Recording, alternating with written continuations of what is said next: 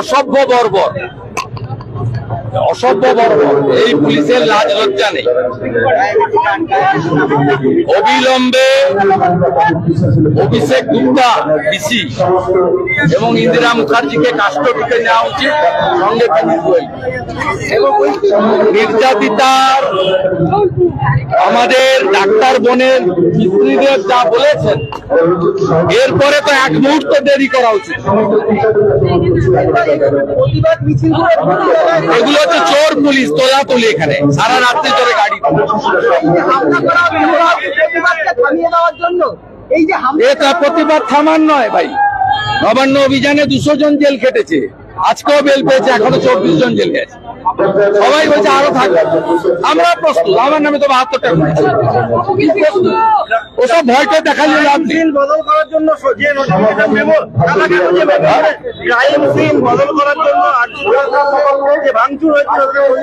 সব মমতা ব্যানার্জির নির্দেশে হয়েছে।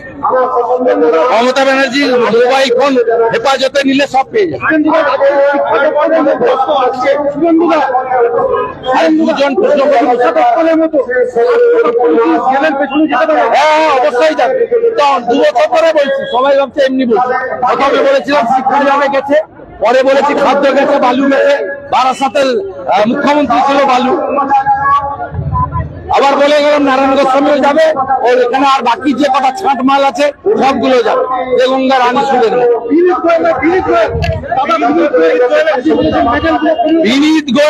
বিনীত গোয়েল ডিসি অভিষেক গুপ্তা ইন্দিরা মুখার্জিকে কাস্টডিতে নেওয়া উচিত। পরিবারকে টাকা দিতে গেছিল।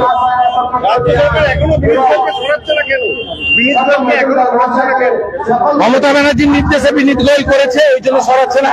বিনীত গোয়েল ধরা পড়লে মমতা ব্যানার্জির নাম বলে দেবে বাঁচার জন্য। মমতা ব্যানার্জি যতক্ষণ থাকবে একটু হবে। অতএব উই ওয়ান্ট জাস্টিসের সাথে সাথে স্টেপ ডাউন মমতা বলতে হবে। দফা 1 দাবি 1 মমতার পদক, এটাই সলিউশন। তারপরে কে বসবে না বসবে সে তো সংবিধানে বলা আছে। আমাদের কোনো নির্বাচন ছাড়া ক্ষমতায় বসার ইচ্ছাও নেই, তো একে না সরালেও থামবে না। আমি আগেই বলেছি, সে কথাগুলো এখন বেরোচ্ছে। পর্যন্ত আমরা আজীবন হসপিটালের কর্মীতে ছিলাম, কিন্তু হাসপাতাল কর্তৃপক্ষ এবং ঊর্ধ্বতন কর্তৃপক্ষ কেউ আমাদের সঙ্গে একটি কথাও বলেন। আমরা দেহ রেখে দিতে চেয়েছিলাম, আমরা দেহটা রেখে দিতে চেয়েছিলাম, কিন্তু যে কোনো এত প্রেশার আমাদের তৈরি করা হয়েছিল সেই সময়। আমরা টালা থানায় গেছিলাম, টালা থানার সামনে আমরা 1 ঘন্টার উপরে বসেছিলাম। 3 থেকে 400 পুলিশ আমাদের ঘিরে দেখেন একটা এমন পরিস্থিতি তৈরি করে, আমরা বাধ্য হয়ে বাড়ি ফিরে যাই। বাড়িতে গিয়ে দেখি 3 থেকে 400 পুলিশ আমার বাড়ির সামনে ব্যারিকেড করে দাঁড়িয়ে আছে। কিন্তু এই মতো অবস্থায় আমাদের আর কোনো কিছু করার ছিল না, বাধ্য হয়ে আমরা মেয়ের দেহ দাহ করতে বাধ্য হই। কিন্তু এখানেও একটা আমার প্রশ্ন, আমার মেয়ে আজকে সেদিন মারা গেছে, শ্মশানের যে খরচ, সেই খরচটা ফ্রি করে দিয়েছে কারা? আমরা জানতে পারিনি কিন্তু আজ পর্যন্ত।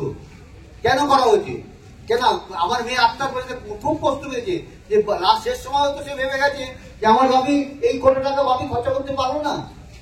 কি মর্মান্তিক ছিল সেই দিনটা আমার কাছে। এই প্রশ্নের উত্তরটা আমাকে কে দেবে?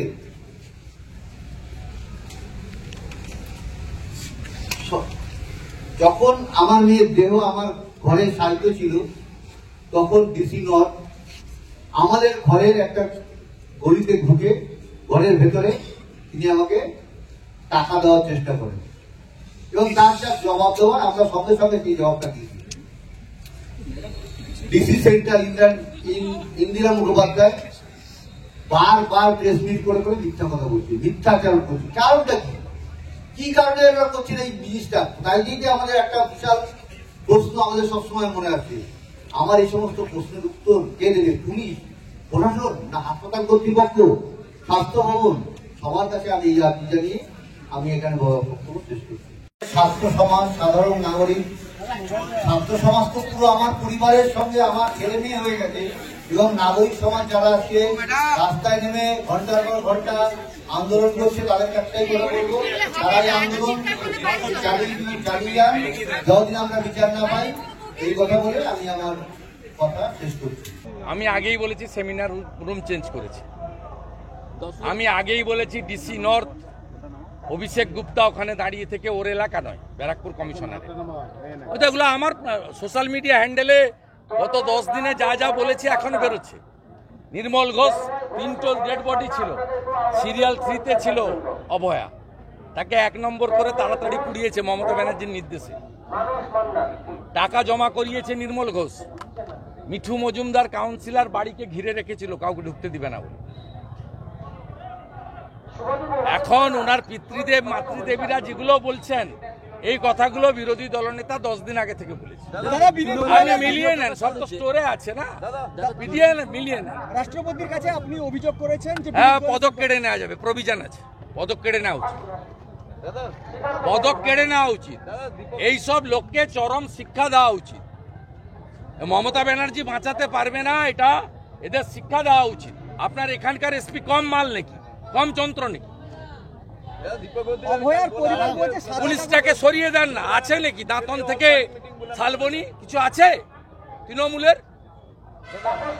অগ্নিমিত্রা পাল কি হেরেছে নাকি? আগের দিন 55 জন পোলিং এজেন্টকে অ্যারেস্ট করেছে। আমাদের যুব সভাপতি আশীর্বাদকে জেলে রেখেছে, শঙ্কর গুচ্ছাইতকে ঘর ছাড়া করেছে, গোপালীর টিঙ্কুকে ঘর ছাড়া করেছে একটা প্রধান। আপনারা দেখেননি লোকসভা ভোটে কি হয়েছে? কালকে ভোট করুন না, এখানে 2 লক্ষ ভোটে বিজেপি জিতবে। কালকে ভোট করুন।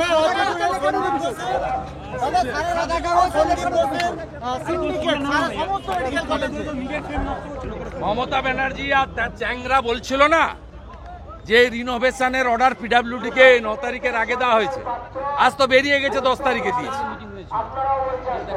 ওই কারণেই তো বিরোধী দলনেতার যে অ্যামেন্ডমেন্ট ছিল যে ধর্ষকদের তো ফাঁসি দেবেন, ওয়েলকাম, আর ধর্ষণের প্রমাণ লোপাটকারীদের কি ব্যবস্থা হবে?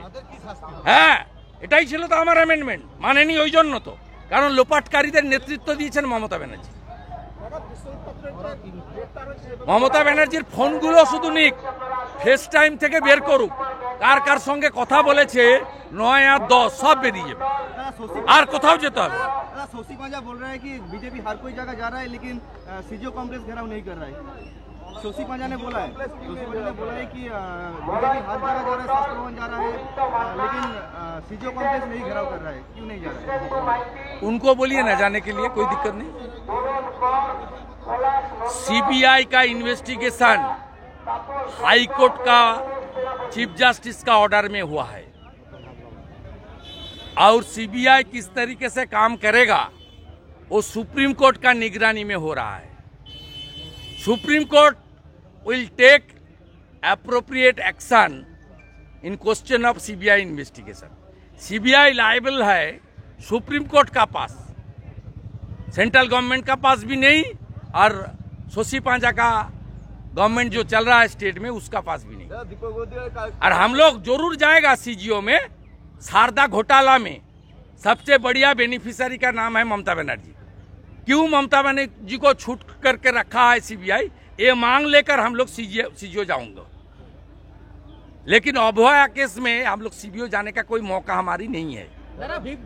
इसके लिए सुप्रीम कोर्ट देख रहा है, और ममता बनर्जी ने 21 लॉयर को डेप्यूट किया है, crores of rupees spent under the leadership of Kapil Sibal.